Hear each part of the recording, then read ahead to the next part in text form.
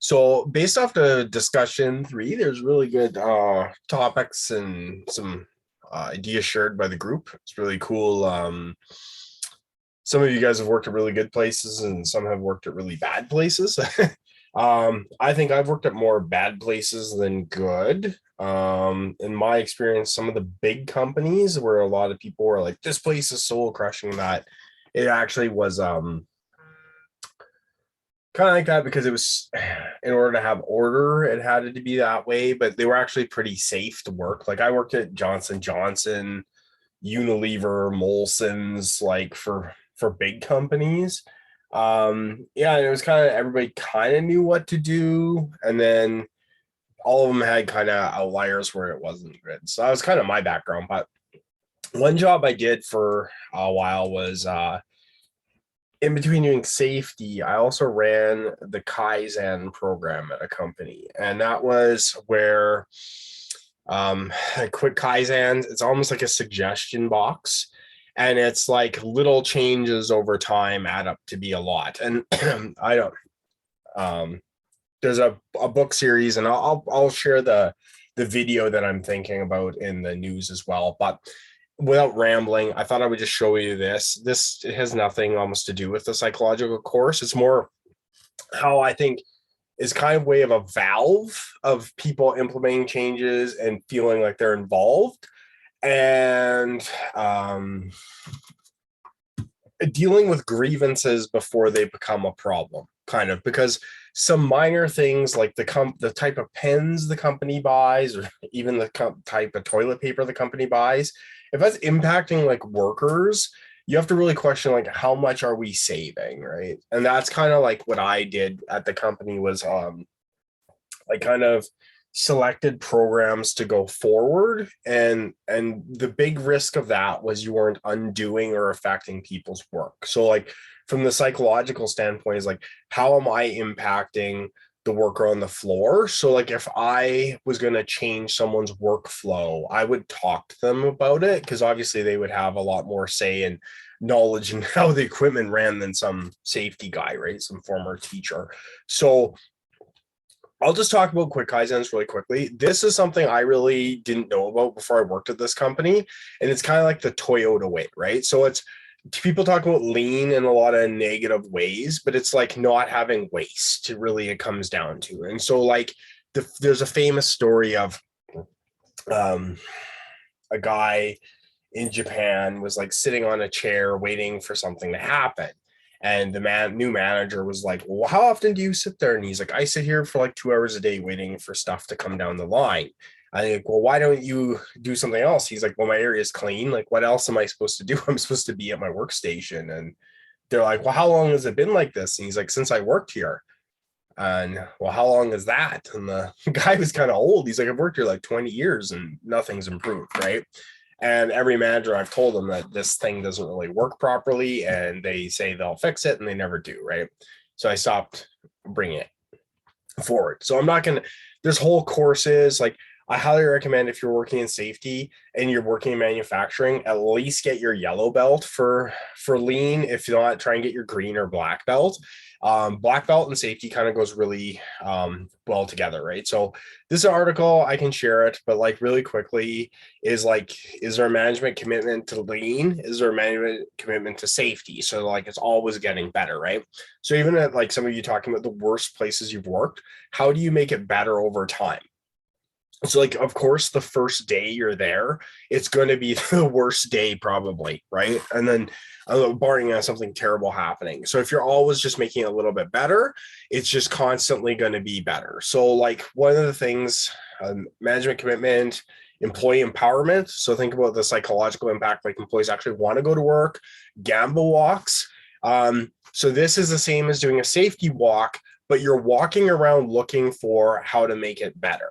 And then so often what you can do is grab random people, probably people involved in the process, but you could have a senior management, the safety person, and the a floor supervisor or even a worker do a gamble walk and walk through and look for inefficiencies or look for safety deficiencies. Like you can pick the theme, right? And that's kind of kind of how I like to do safety walks is I never did them by myself. I always asked somebody to come with me. And the reason for that was like I would do the initial walk with the person. If I had to do follow-up, I would do it by myself.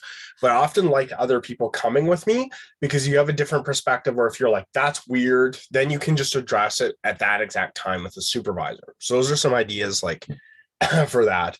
This, like I said, this talk isn't really that. 5S principle, 6S like that is like, how do you continuously improve, right? So like you implement things and then you make sure the implementation took. So I think it was Cody mentioned monitoring situations in the discussion.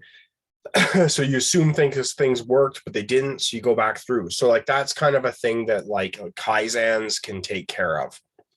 So it's always like old conventional concepts. Are they benefiting the company, or are they just there as relics? So like you're just constantly trying to improve that stuff. Question practices, reject the status quo. So some of you guys are saying like our company does it this way. Well, why are you doing it that way?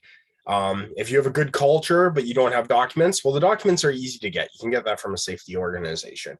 If you don't have if you have the safe documents and don't have a safety culture, that's going to take a lot longer, right? So like those are things to think about from the discussion. Correct mistakes immediately. Pretty straightforward.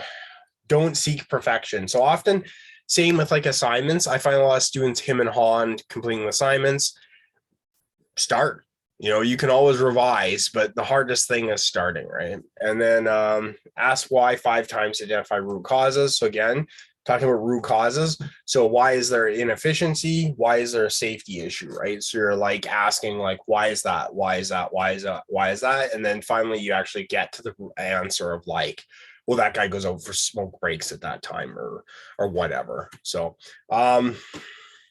another thing I did when I did Gamba walks, I always went and looked in the garbage bin. You'd be surprised at what gets thrown in the bin. And I didn't do this every day, but when I did a Gamba walk, it was always a good idea to look in the garbage bin because you could see where defects were occurring or some other issues. Again, how I got a bit more buy-in as a safety officer was I tried to implement stuff that made the workflow go faster too.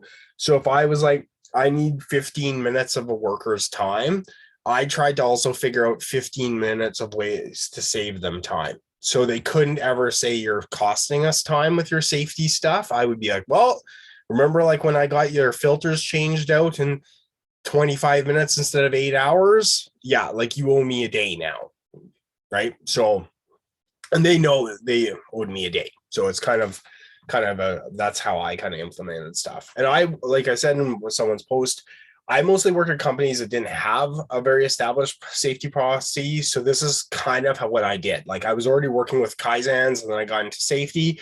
I really applied the Kaizen process into the safety model. So going around, and it's just around these circles.